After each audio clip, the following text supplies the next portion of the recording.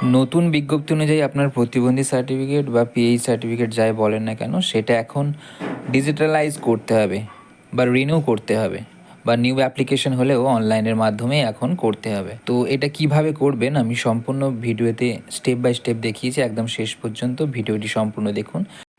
এর জন্য প্রথমে গুগলে আইকন wbhealth.gov.in লিখে সার্চ করবেন। ডব্লিউবি হেলথের যে ওয়েবসাইটটা আসবে প্রথমেই সেখানে ক্লিক করবেন, নিচের দিকে স্ক্রল করবেন, নিচে দেখুন এখানে অ্যাপ্লাই ডিসেবিলিটি সার্টিফিকেট, এখানে ক্লিক করবেন। এখানে যার আবেদন করছেন তার নাম্বারটা এন্টার করে ওটিপি জেনারেট করে ওটিপিটা দিয়ে জাস্ট সাবমিট ওটিপিতে ক্লিক করবেন। করলে কী হবে, আপনার মেন পেজটা চলে আসবে। নিউ সার্টিফিকেট অ্যাপ্লিক্যান্ট যারা আছেন বা যারা রিনিউ করবেন সার্টিফিকেটটা, একই পেজ মানে এই অপশানেই করতে হবে। তো স্টেপ বাই স্টেপ যেগুলো ডিটেলস আছে সেগুলো ফিল করে নেবেন, একদম ডকুমেন্টস দেখে সঠিকভাবে করবেন, কারণ ভুল হলে আবার পরবর্তীকালে সমস্যা হতে পারে অ্যাপ্রুভাল পেতে। স্টেপ বাই স্টেপ একদম ধীরে ধীরে সবগুলো ফিল আপ করে নেবেন।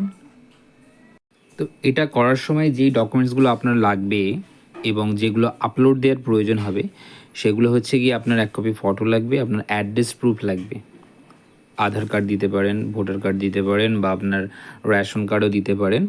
আর হচ্ছে গিয়ে আপনার ডক্টর রেকমেন্ড যদি থাকে, মানে যারা নিউ অ্যাপ্লিক্যান্ট তাদের অবশ্যই ডক্টর রেকমেন্ড থাকতে হবে। হেলথ যে ডিস্ট্রিক্ট অথরিটি থাকে, ডিস্ট্রিক্ট অথরিটি যে হসপিটাল থাকে সেখান থেকে একটা রেফার করে দেয় যে এত পার্সেন্ট ডিসেবিলিটি আছে, বা কখনো যদি কোনো ক্যাম্পেন হয়েও যদি কোনো রেকমেন্ডেশন থাকে সেটার কিন্তু অরিজিনাল স্ক্যান কপি এখানে আপলোড লাগবে। ঠিক আছে।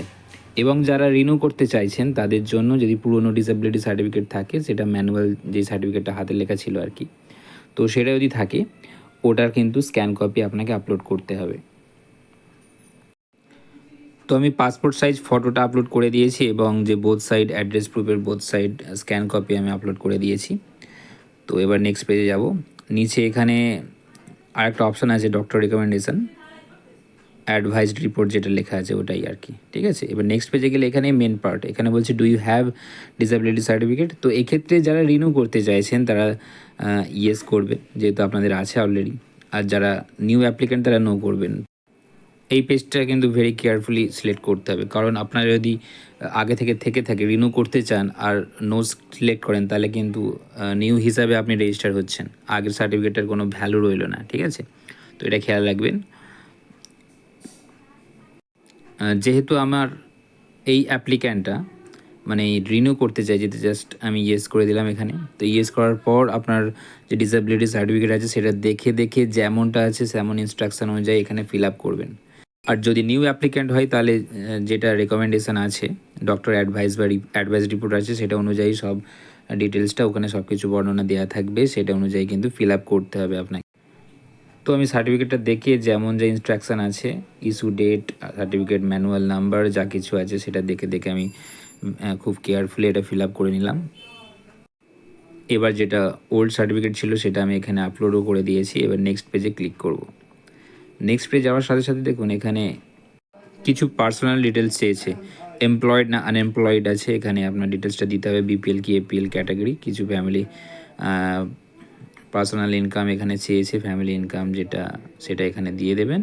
দিয়ে দেওয়ার পর জাস্ট এখানে নেক্সট ক্লিক করবেন। এখানে ফাইনাল পেজ, এখানে আপনার আইডেন্টি প্রুফ হিসাবে যেটা দিতে চাইছেন সেটা অপশনটা এখানে ক্যাটাগরিটা সিলেক্ট করে নেবেন, করে সেটা পাশে কিন্তু আপলোড দিতে হবে, পিডিএফ নয় কিন্তু ফটো।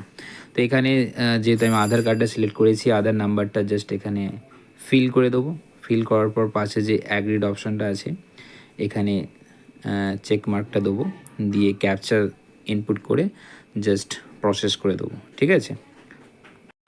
প্রসিড করার পর কিছুটা সময় নেবে, এটা সময় নেওয়ার পর উপরে দেখুন সঙ্গে সঙ্গেই চলে আসবেন আপনার এনরোলমেন্ট নাম্বার। তো এই এনরোলমেন্ট নাম্বারটা আপনি কপি করে রাখবেন, প্রিন্ট করে রাখবেন, এটা আপনার পরবর্তীকালে স্ট্যাটাস দেখতে কাজে লাগবে। তো এটা হারালে হবে না, কারণ এর কোনো অ্যাকনলেজমেন্ট প্রিন্ট দেবে না। এটাই হচ্ছে আপনার এনরোলমেন্ট নাম্বার। যদিও এটা আপনার রেজিস্টার করা মোবাইলেও পাঠিয়ে দেবে এসএমএসের মাধ্যমে, তো কোনো সমস্যা হবে না আশা করি। তো এই নাম্বারটা দিয়েই পরবর্তীকালে আপনি আবার হোম পেজে গিয়ে আপনার সার্টিফিকেট প্রসেসটা কত দূর আছে সেটা চেক করতে পারবেন।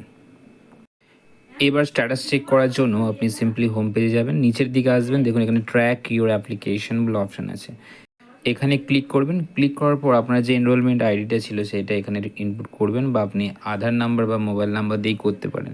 তো এনরোলের নাম্বার হারিয়ে ফেললেও সমস্যা হবে না আশা করছি। তো এখানে নাম্বারটা দিয়ে জাস্ট সার্চ করলেই সঙ্গে সঙ্গে দেখবেন আপনার স্ট্যাটাসটা এখানে শো করবে।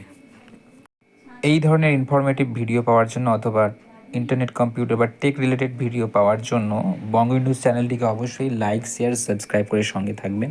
আপনাদের অনেক অনেক ধন্যবাদ।